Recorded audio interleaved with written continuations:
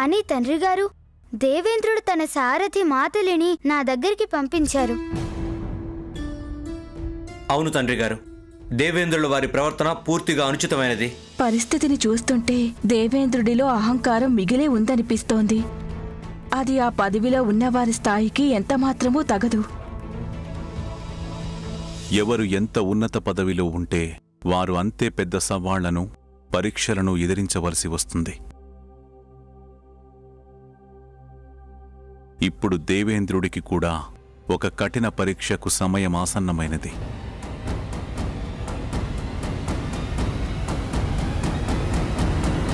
దేవేంద్రుడికి పరీక్ష?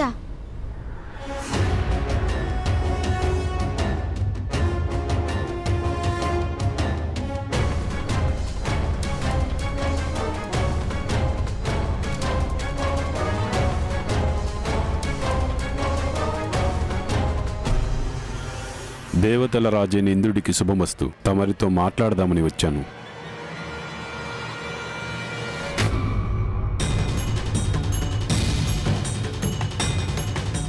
ఆశ్చర్యం, దేవేంద్రుడి కన్నెత్తి కూడా చూడలేదు. దేవేంద్ర, దేవేంద్ర వినండి. దేవేంద్ర. దేవ బృహస్పతి. ఏమైంది సచీదేవి? దేవేంద్రుడు చాలా ఆవేశంలో ఉన్నారు. చివరికి నన్ను కూడా చూడకుండా వెళ్ళిపోయారు. మీరు చూస్తే వేదనలో ఉన్నారు. గణపతి వారిని తమ వద్దకు రమ్మని పిలిపించారు. దేవతలకు రాజైనప్పటికీ నాకీ మాత్రం స్వతంత్రం లేదా? కాసేపు విశ్రాంతి తీసుకోకూడదా? లేదు, నేనెక్కడికి వెళ్ళను. నేను మా సారథి మాతల్ని పంపిస్తాను. దేవేంద్రుడికి నా మాట చెప్పండి. నేను వారిని తక్షణమే కలవాలని కోరుతున్నాను. ప్రథమ పూజ్యుడిగా ఇది నా ఆదేశం అని చెప్పండి. ఆ తర్వాత ఇదంతా జరిగింది. తమరికి నేను చేసుకున్న విన్నపం ఒక్కటే గురువర్య. దయచేసి స్వామి వెంట తమరు కూడా కైలాసానికి వెళ్ళండి. వారు ఆగ్రహంతో ఏ తప్పు చేయకుండా చూడండి. దయచేసి నా విన్నపాన్ని ఆలకించండి గురువర్య. మా పతిదేవుని తమరే రక్షించాలి. అలాగే తల్లి.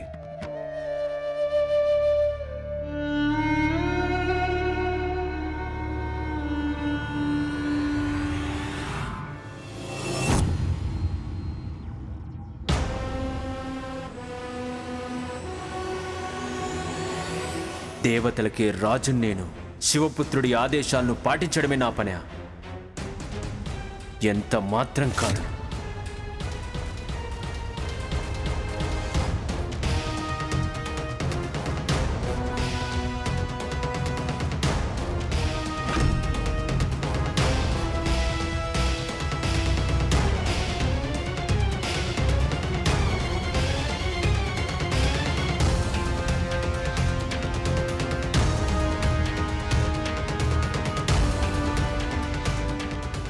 ఆగండి దేవేంద్ర, ఆగండి.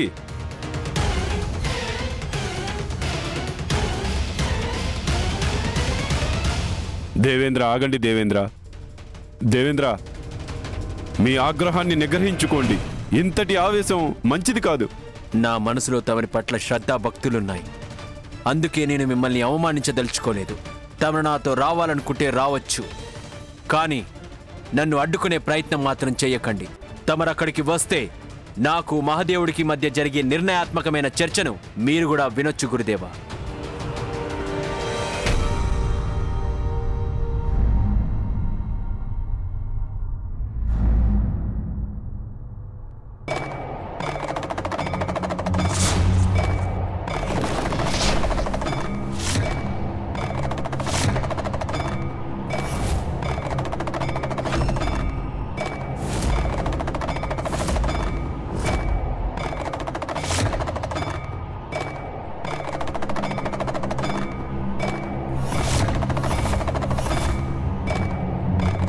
ఎవరో ఉన్నారు అక్కడ.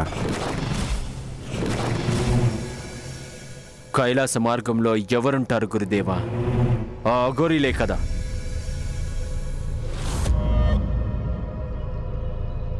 ఏ అఘోరీ, దేవరాజు నేను. నా దారికి అడ్డు తొలగు.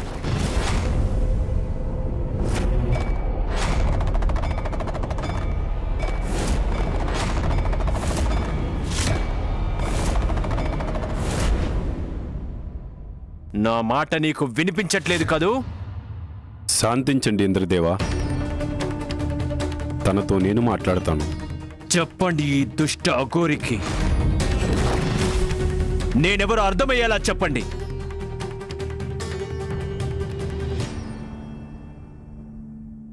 తమరికి నా వినమ్ర నివేదనం. ఓ మహాత్మా, తమరు మా మార్గాన్ని సుగమం చేయండి ప్రభు. ఇదేంటి? ఈ అఘోరికి విన్నపాలేంటి గురుదేవా? తను మా దారికి అడ్డం కలిగించేంత సాహసానికి ఒడిగట్టాడు. ఏ అఘోరి, నేనెవరో నీకింకా తెలిసినట్లు లేదు. చూస్తుంటే నువ్వు నా గురించి అస్సలు వినలేదనుకుంటా. ఇంద్రుడని నేను, దేవతల రాజు ఇంద్రుడు. మర్యాదగా నా దారికి అడ్డు తొలగు, లేకపోతే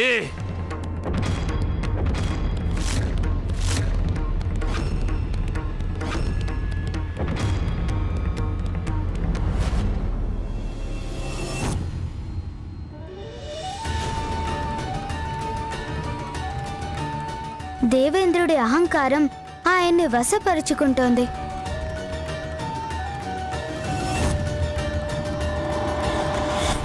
ఇదేమిటి? దేవేంద్రుడు ఎందుకు ఇలా చేస్తున్నారు ప్రభు? దీని ఫలితం ఏమవుతుంది? ఎవరి అహంకారం పడగెత్తితే అది వారినే కాటేస్తుంది లక్ష్మి. ఇంద్రుడు ఎందుకు ఇలా ప్రవర్తిస్తున్నారు? అంతటి అహంకారం నిండిన స్వరంతో ఎవరిని హెచ్చరిస్తున్నాడో తెలుసుకోవడం లేదు.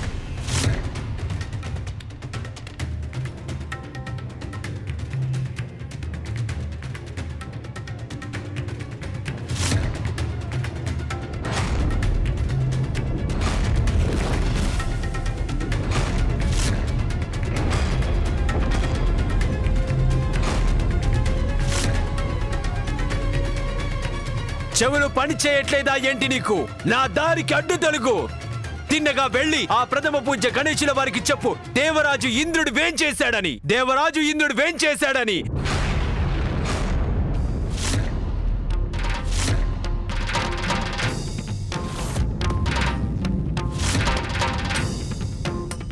దేవేంద్రుడు తన గర్భంతో కన్ను మీను కానకుండా ప్రవర్తిస్తున్నాడు. అహంకారం మనిషి బుద్ధిని భ్రమలో పడిస్తుంది. దాంతో మంచి చెడులు తేడాలు మరచిపోతారు. అప్పుడు వారికి ఎటువంటి వారిని గుర్తించే సామర్థ్యం నశించిపోతుంది. దేవేంద్రుడు స్వయంగా తన పతనాన్ని కొని తెచ్చుకుంటున్నారు. నువ్వు నా ఆదేశాలను ఉల్లంఘించడం ద్వారా పెద్ద తప్పు చేస్తున్నావు అఘోరి. నీకు ఇంద్రుడు, దేవతల రాజా ఇంద్రుడి ఆజ్ఞలు వినిపించట్లేదా? తొలగిపో నా దారికి. శాంతం వహించండి ఇంద్రదేవా. ప్రస్తుతం తన శ్వాస మందగించిందో లేక వారి శరీరానికి గాయాలు తగిలి కదలలేకపోతున్నారేమో దేవేంద్ర. అందువల్ల మనం కోపంతో కాదు, సానుభూతితో వ్యవహరించాల్సి ఉంటుంది. మీకు శ్వాస ఆడకపోయినా, దేహానికి దెబ్బలు తగిలినా ఇంట్లో విశ్రాంతి తీసుకోవాలి గాని ఇలా దారికి అడ్డంగా ఉండడంలో అర్థమేమిటి చెప్పండి?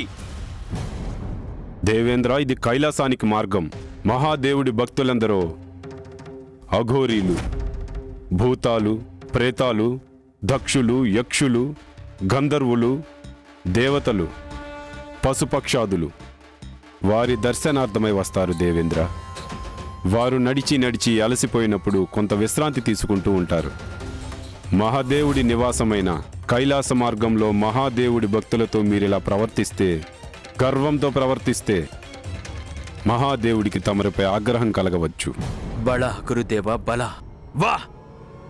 తమరి వద్ద కూడా నేను ప్రవచనాలు వినాల్సి వస్తుంది. మహాదేవుడి భక్తులు, మహాదేవుడి నియమాలు, మహాదేవుడు ఆగ్రహిస్తారు. మహాదేవుడు మహాదేవుడు మహాదేవుడు మహాదేవుడు ఈ మాటలు విని అలసిపోయాను నేను. ఎందుకంతలా ఆయన్ని స్మరిస్తున్నారో నాకు అర్థం కావట్లేదు. ఈ దేవేంద్రుడు ఇక్కడికి రావాల్సిన పరిస్థితి ఎందుకు వచ్చిందో తెలుసా? మహాదేవ పుత్రుడు గణపతి ఆదేశాన్ని గౌరవించడం కోసం వస్తున్నాను. లేకపోతే నేను కూడా ఈ అఘోరిలాగే విశ్రాంతి తీసుకుంటూ ఉండేవాణ్ణి. కానీ ఇక్కడ ఇలా దారికి అడ్డంగా కాదు, ప్రశాంతంగా నా భవనంలో. దేవేంద్ర, మహాదేవుడిని అవమానించడం మంచిది కాదు. ఒక మాట గుర్తుంచుకోండి, వినాశకాలం దాపరిస్తే విపరీత బుద్ధిలే పుడతాయి. ఎప్పుడు చూసినా ఈ కైలాసంలోనే ఏదో ఒక పని చేసేలా చూస్తుంటారు. ఒకప్పుడు మహాదేవుడు నన్ను పిలిపించేవారు, నాకు రాక తప్పేది కాదు. కానీ ఇప్పుడు ఆయన పుత్రుడు ప్రథమ పూజ్యుడిగా తయారై తన ఆదేశాలను పాటించేలా చేస్తున్నాడు. ఇక్కడ చూస్తే ఈ అఘోరి నా దారికి అడ్డంగా పడుకున్నాడు. ఆయన భక్తులు అలసిపోతే మహాదేవుడు తన భక్తుల కోసం విశ్రాంతి గదుల్ని ఏర్పరచుకోవాలి గాని వారి భక్తుల గురించి కూడా ఆలోచించే బాధ్యత అది ఏమాత్రం నాది కాదు. ఓరి అఘోరి, నిన్ను చివరిసారిగా హెచ్చరిస్తున్నాను, ఇక్కడి నుంచి అడ్డు తొలగు. దేవేంద్ర, నా మాట వినండి. ఇంకేమీ మాట్లాడకండి. క్రోధంలో ఉన్నారు మీరు. ఇలా క్రోధంలో పలికే మాటలు అనర్థాలకి కారణమవుతాయి. గురుదేవా, నన్ను అడ్డగించడానికి బదులుగా తమరే స్వయంగా వెళ్లి ఆ దుష్టుణ్ణి తన్ని నా మార్గానికి అడ్డు తొలగించవచ్చు కదా. ఇంద్రదేవా, ఇది కైలాస ప్రదేశం. ఇక్కడ ఏది అకారణంగా జరిగే ప్రసక్తే ఉండదు. ఈ అఘోరి దారి కడ్డు తగిలితే అందుకు ఏదో తగిన కారణం ఉండే ఉంటుంది. తను పడుకున్న చోటు నుండి కదలకపోతే వదిలేయండి. మనం వెళ్ళడానికి వెనక నుంచి మార్గం ఉంది కదా. మనం ఆ వెనక మార్గాన్ని అనుసరించి కైలాసానికి వెళ్దాం. పదండి, వెళ్దాం. గురుదేవా, దొంగతనాలు చేసేవారు, నేరాలు చేసేవారు మాత్రమే వెనక దారి గుండా వెళతారు. కానీ ఈ దేవేంద్రుడు వెళ్ళడు. తమరు నా మార్గాన్ని మార్చుకోమనే సలహా ఇస్తున్నారా? అది కూడా ఈ నీచ అఘోరి కోసం.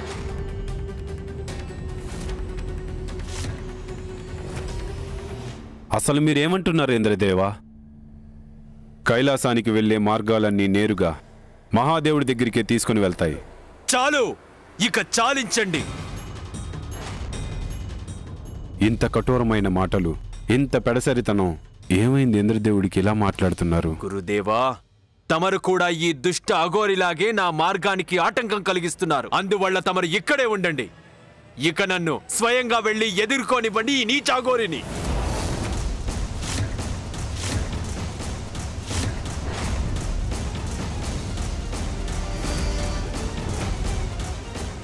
ఇప్పుడేం చేస్తాడో దేవేంద్రుడు?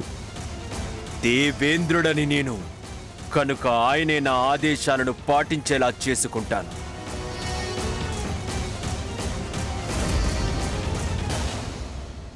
ఆ దేవేంద్రుడు దేవతల గురువుని అవమానించేలా మాట్లాడడం ఎక్కడి సంస్కారం తమ్ముడు? ఎవరికైతే వివేకం నశించిపోతుందో వారు మాత్రమే గురువుని సైతం అవమానకరంగా మాట్లాడతారు. గర్వాతిశయం తలకెక్కినప్పుడు మానవమానాల భేదాన్ని తెలియనివ్వదు. మాట్లాడేది ఇంద్రుడు కాదు, తనలోని అహంకారం. తను ఒంటి మీద స్పృహ లేనివాడు కాదు, చాలా అహంకారం కలిగిన వాడు.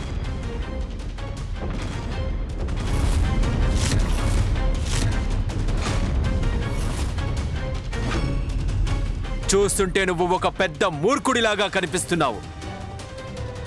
నేను నా కాలితో ఒక్క తన్ను తన్నానంటే వినికిడి శక్తి అదే వెతుక్కుంటూ వస్తుంది. నీలోని అహంకారం తునకలైపోతుంది. దెబ్బకి స్పృహలోకి వచ్చేస్తావు.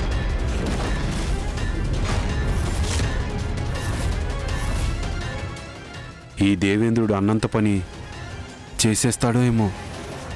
ఆ దేవేంద్రుడు నాన్నగారిని తన దుష్కార్యానికి తలపడుతున్నాడు.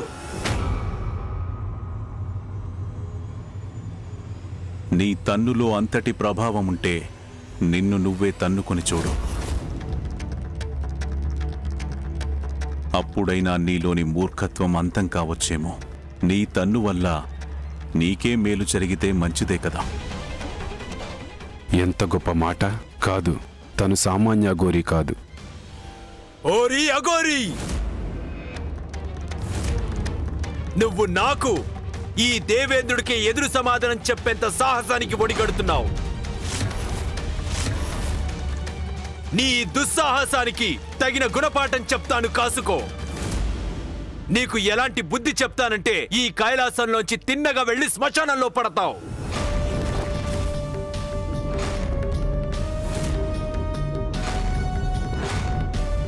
ఐరావతమా!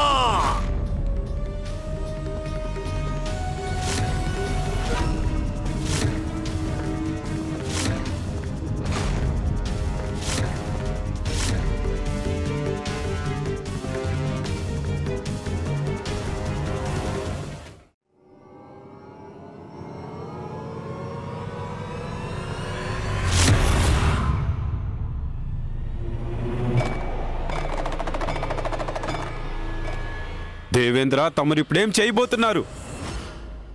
నేను ఏం చెయ్యబోతున్నానో మీకు ఇప్పుడే అర్థమవుతుంది గురుదేవా. ఒక్కసారి నా ఐరావతాన్ని ఇక్కడికి రానివ్వండి.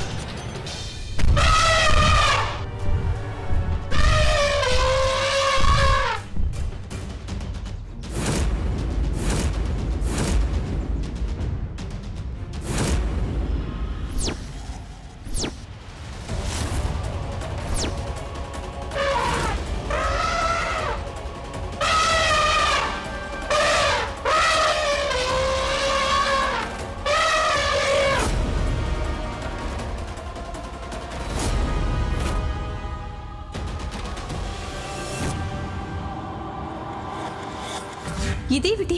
దీని ఫలితం ఏమవుతుంది? కాకూడనిదే అవుతుంది లక్ష్మి. అహంకారం. ఇంద్రదేవుడి అహంకారానికి పరిణామం చాలా భయంకరంగా ఉంటుంది. ఐరావతమా, ఇప్పుడే నా దారి నుండి అడ్డు తొలగించు. తక్షణమే, అది కూడా వెంటనే.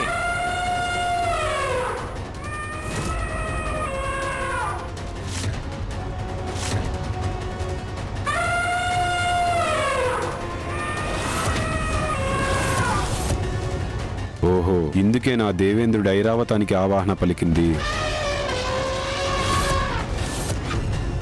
ఈ పరీక్షలో దేవేంద్రులు విఫలం కాక తప్పదు.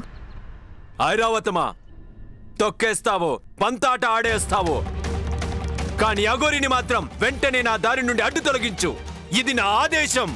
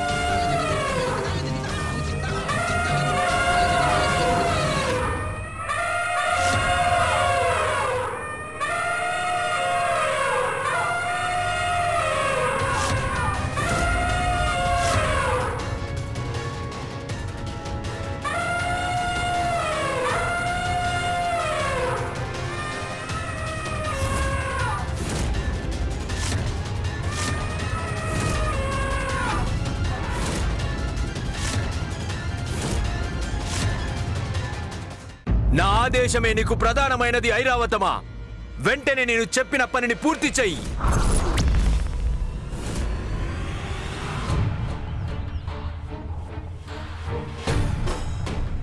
దేవేంద్రుడికి ఇంత అహంకారమా?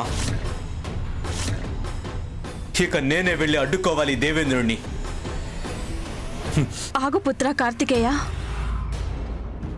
ఎలా ఆగమంటావమ్మా? ఈ దేవేంద్రుడు తన పరిధులన్నింటినీ అతిక్రమిస్తున్నాడు. తనను ఆపకుండా నేను చేతులు కట్టుకుని ఎలా కూర్చోవాలి? పుత్ర, ఇది దేవేంద్రుడికి పరీక్ష. పుత్ర, అందులో నువ్వు కలుగజేసుకోవడం మంచిది కాదు.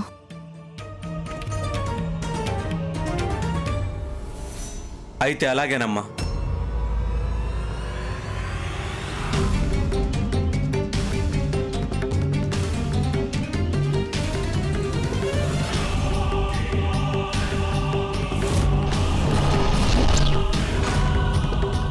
ఇప్పుడు ఆ ఇంద్రుడి గర్వం అపరాధంగా మారబోతోంది. పరిస్థితి పూర్తిగా చేయిదాడిపోతుంది. ఐరావతానికి కాలు కిందికి దిగితే దారుణమైన అనర్థం జరుగుతుంది. దేవేంద్రుడు ఇంత క్రూరంగా ప్రవర్తించడం మంచిది కాదు. నువ్వు అక్కడ నలిగిపోతావో లేదా అంతమైపోతావో నువ్వు నిర్ణయించుకో అఘోరి. మీరు చేస్తున్నది మంచి పని కాదు దేవేంద్ర, ఏమాత్రం మంచి పని కాదు.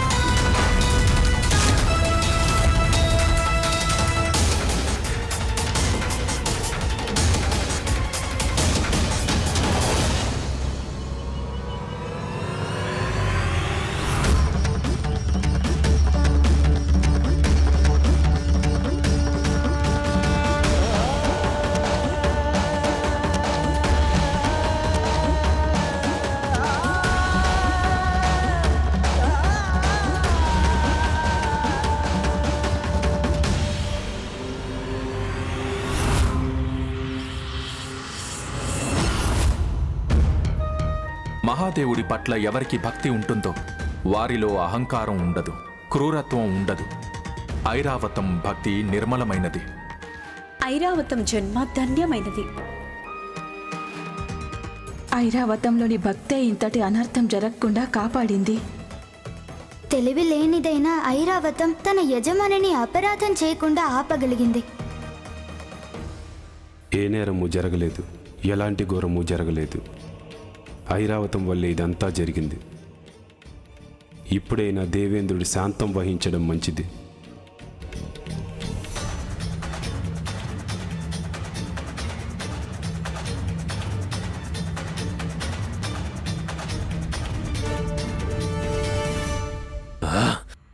ఈ ఐరావతం నా ఆదేశాల్ని పాటించకుండా ఎందుకిలా ప్రవర్తిస్తుంది?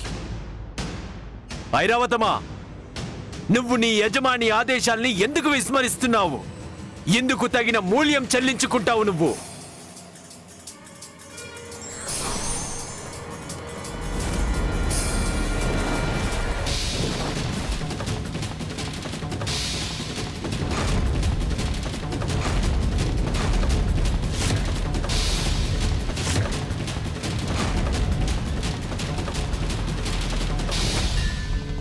బలహీనులు, అమాయకులైన జంతువులపై దాడి చేయడం దౌర్జన్యము దేవేంద్ర. ఇక దౌర్జన్యం అనేది వ్యక్తి అధికారాన్ని కాదు, బలహీనతని తెలియజేస్తుంది.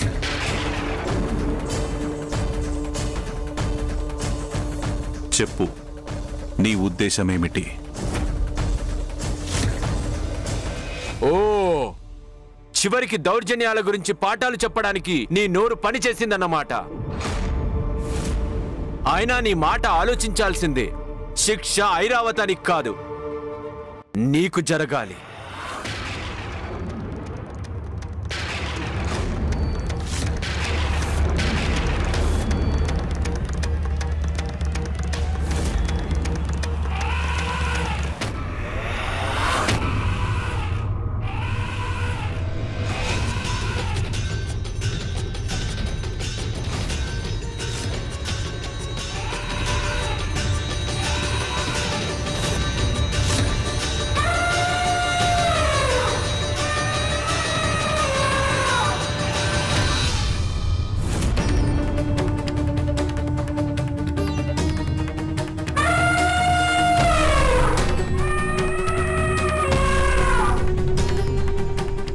ఐరావతమా, తప్పుకో నా మార్గం నుండి.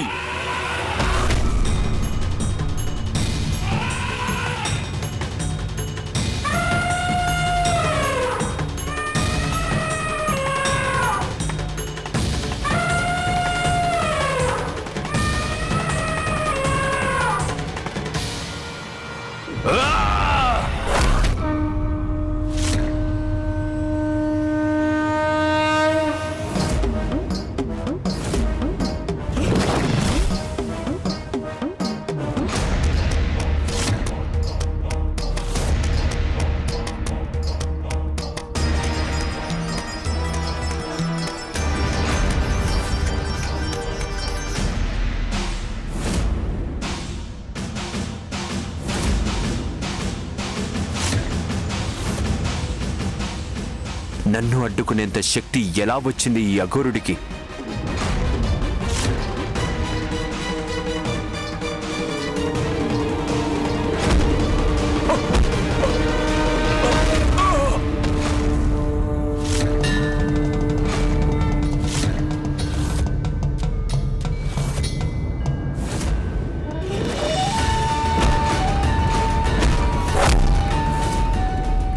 ఇదేంటి ఇలా జరిగింది? నా దండాన్ని ఇంత అవలీలగా ఎలా సొంతం చేసుకున్నాడు? నన్ను వెనక్కి ఎలా తోయగలిగాడు? అసంభవం.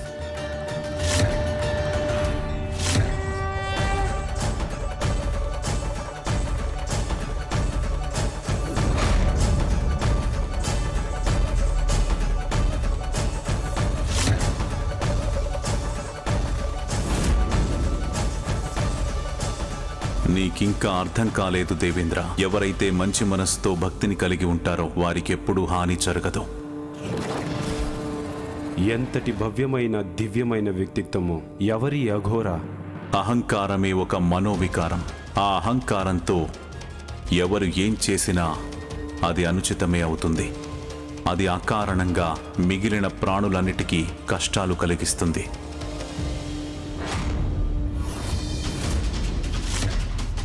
దేవతలకే రాజైన ఇంద్రుడిని నేను. కాకమ్మ కథలు ఏమాత్రం పట్టించుకోను. ఇంక నీలాంటి అఘోరి ప్రవచనాలు అస్సలు పట్టించుకోను.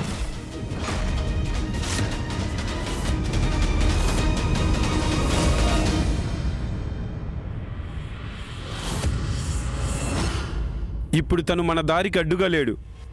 ఎక్కడైనా పదండి, మనం ముందుకు వెళ్ళిపోదాం. ఓరి అఘోరి, పక్కకి వెళ్ళమంటున్నా. ఏమిటి మొండితనం దేవేంద్ర? ఇటువైపు వెళ్దాం పదండి, వెళ్దాం పదండి. లేదు గురుదేవా, ఒక అఘోరి కోసం దేవేంద్రుడు దారిలో తప్పుకొని వెళ్ళడమా? అది జరగని పని. దేవేంద్రుడు తన మార్గంలోనే కొనసాగుతాడిప్పుడు. ఇతరులను ఆ దారి నుండి తప్పిస్తాడే గాని దేవేంద్రుడు తప్పుకోడు. సేవ చేయడానికే దేవతల ఇంద్ర పదవి. సేవకుడి మార్గాన్నుండి అందరూ తప్పుకోవడం నీ పట్ల గౌరవం కాదు, బలగర్వంతో ఏం చేస్తావో అనే భయం. అయినా అహంకారం అనేది గౌరవాన్నైనా ఎలా పొందుతుంది? చాలు, ఇక నీ ప్రవచనాలు చాలు. శీఘ్రమే నా దారి నుండి అడ్డు తొలగు.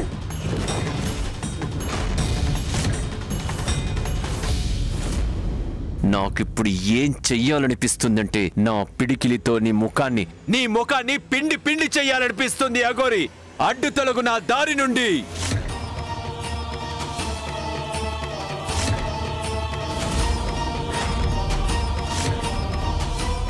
నీలాంటి వాణ్ణి స్పర్శించడం ద్వారా నన్ను నేను మలినపరుచుకోలేను. మీ ప్రభువైన మహాదేవుణ్ణి కలవడానికి వెళ్తున్నాను నేను. వారిని కలవగానే మొదటిగా మాట్లాడేది, భూత ప్రేతాల్లాంటి నీలాంటి అఘోరీలు ఇక్కడ సంచరించడం వల్ల కైలాస గౌరవానికే భంగకరమని తప్పకుండా చెప్తాను.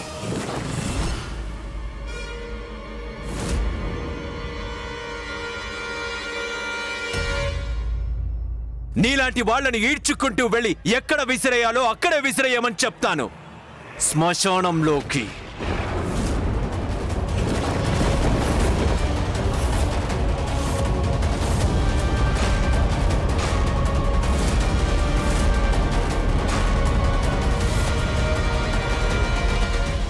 ఆ దివ్య పురుషుణ్ణి ఎన్ని మాటలంటున్నాడు ఈ దేవేంద్రుడు.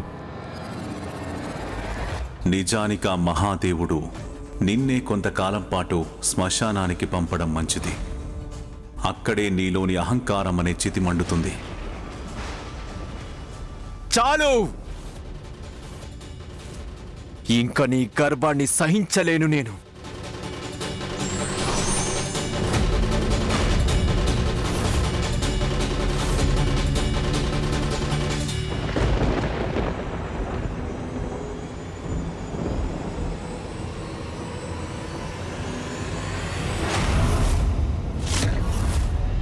ఆగండి ఇంద్రదేవా, ఆగండి. నన్ను ఎవ్వరూ ఆపలేరు గురుదేవా.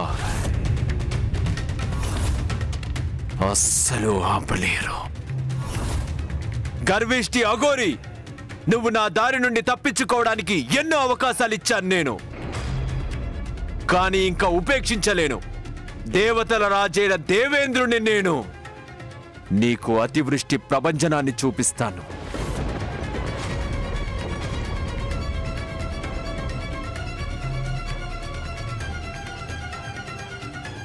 చూస్తుంటే దేవేంద్రుడు తనకున్న చివరి అవకాశాన్ని కూడా కోల్పోయేలా ఉన్నాడు.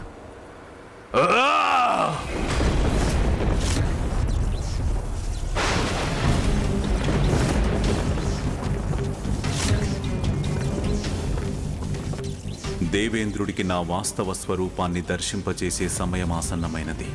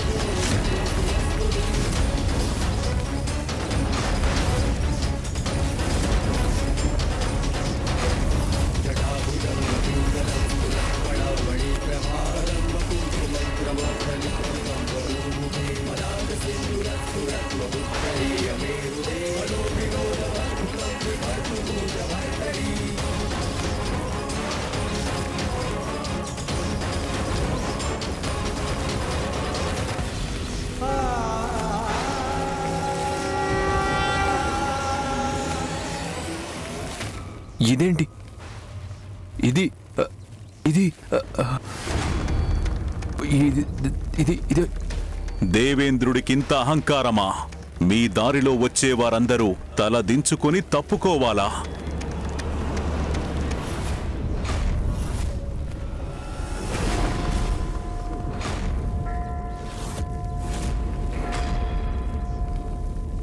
దేవేంద్ర!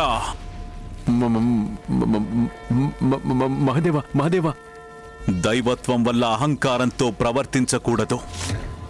దేవతలు వారి కర్తవ్యాన్ని తెలుసుకోవాలి. ఇతరుల పట్ల సానుభూతి, సకల ప్రాణుల పట్ల కరుణ ఉండాలి. నీవు ఐరావతాన్ని నన్ను తొక్కివేయమని ఆదేశాలిచ్చావు. తనకి నీవు యజమానివి, అందుకే నీ ఆజ్ఞలు పాటించక తప్పని పరిస్థితి వచ్చింది. కానీ తన భక్తి నన్ను గుర్తుపట్టింది. ఆ భక్తిభావం వల్లనే తన నేత్రాలు అశ్రువులతో నిండిపోయాయి. మరి నీ కళ్ళకి అహంకారము అనే పొరలు నిన్ను కమ్మాయి. భవిష్యత్తులో నిస్సహాయులు గాని అన్నార్తులు గాని నీ దగ్గరికి వచ్చినప్పుడు వారిని కూడా ఏనుగులతో తొక్కిస్తావా? వారిపై కూడా వజ్రాయుధాన్ని ప్రయోగించడానికి సిద్ధపడతావా? మహాదేవ, అమాయకులపై ప్రయోగించడానికి నీకు వజ్రాయుధాన్ని ప్రసాదించారా దేవేంద్ర?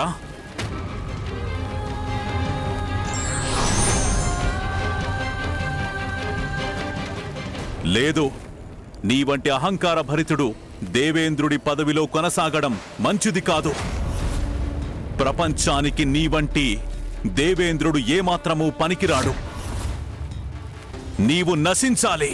నీవు నశించక తప్పదు దేవేంద్ర. దేవేంద్ర, దేవేంద్ర, దేవేంద్ర, దేవేంద్ర.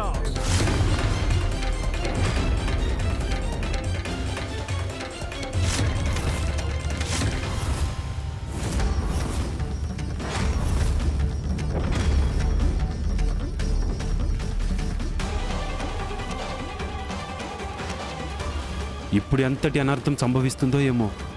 మహాదేవా, క్షమించండి మహాదేవా, క్షమించండి.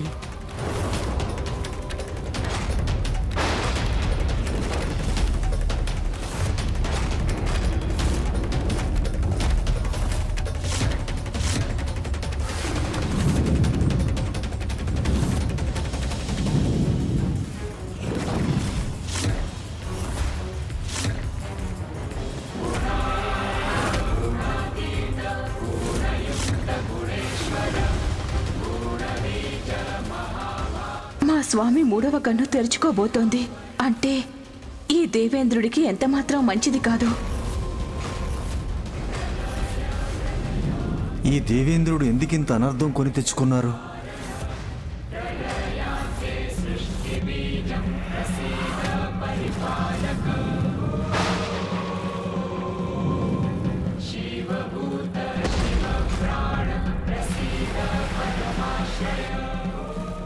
మహాదేవుడు మూడో కన్ను తెరిస్తే నన్ను నేను కాపాడుకోవడం ఎలా?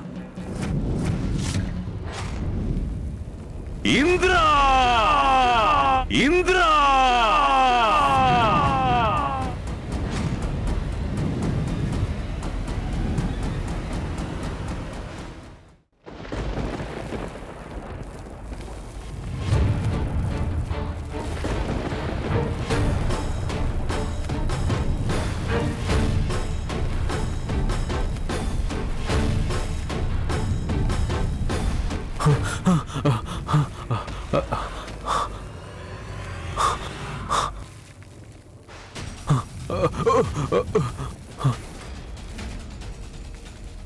భయపడిందంతా జరుగుతోంది.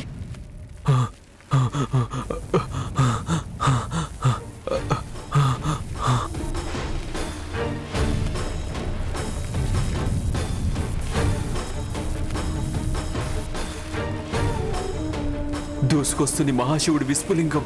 నేను మరింత వేగంగా పరిగెత్తాలి.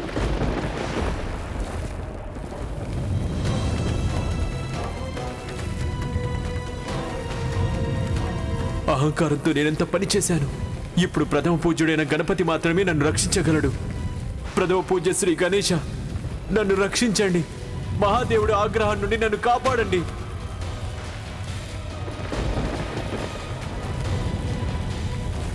నన్ను రక్షించండి మహాగణపతి. తండ్రి గారిని శాంతింపజేయండమ్మా. ఇంద్రుడి అహంకారానికి ఇంత పెద్ద శిక్ష విధించడం మంచిదే అంటారా? అవునమ్మా. పార్వతీ మాత, కుమార కార్తికేయ, నన్ను రక్షించండి. నన్ను కాపాడండి. నన్ను రక్షించండి. ఇలా జరుగుతుందని నేను కూడా ఊహించలేదు పుత్ర. కానీ స్వామికి క్రోధం కట్టలు తెంచుకుంది. అయినా వారు అపరాధులని శిక్షించే సమయంలో నేను కలుగజేసుకోకూడదు పుత్ర. అన్నయ్య, ఇప్పుడు మనమే ఏదో ఒకటి చేయాల్సి ఉంటుంది. ఏదో విధంగా తండ్రి గారిని శాంతింపజేసి వారి ఆగ్రహ జ్వాలలను వెనక్కి తీసుకోమని వేడుకోవాల్సి ఉంటుంది. మంచి మాట చెప్పావు గణేష.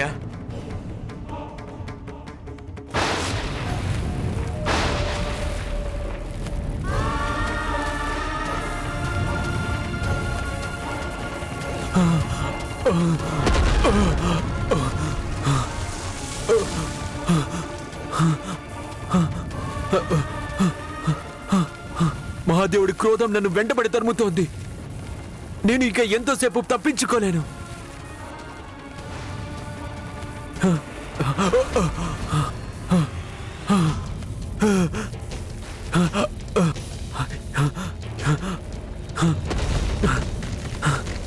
ఇక ఇప్పుడు నన్ను ఎవరు రక్షించలేరు.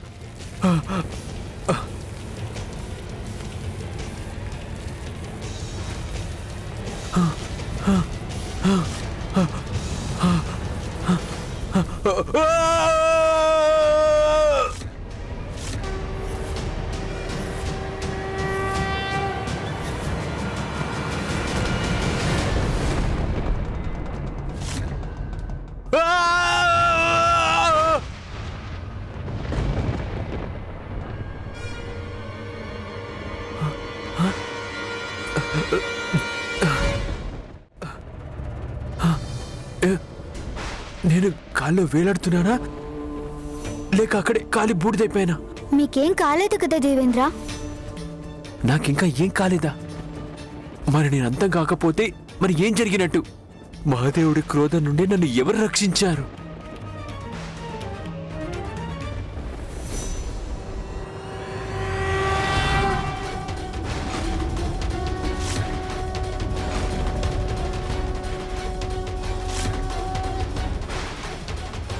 అంటే గణపతి నా మొర ఆలకించి నన్ను రక్షించారు. ఇప్పుడేం జరుగుతుందో ఏమో.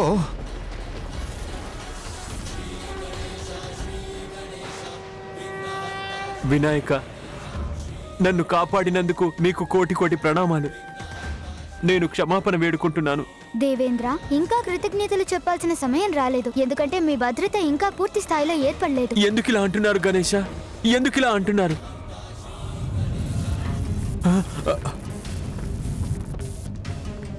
ఈ క్రోధాగ్ని ఇంకా నన్ను వెంటాడుతూనే ఉంది.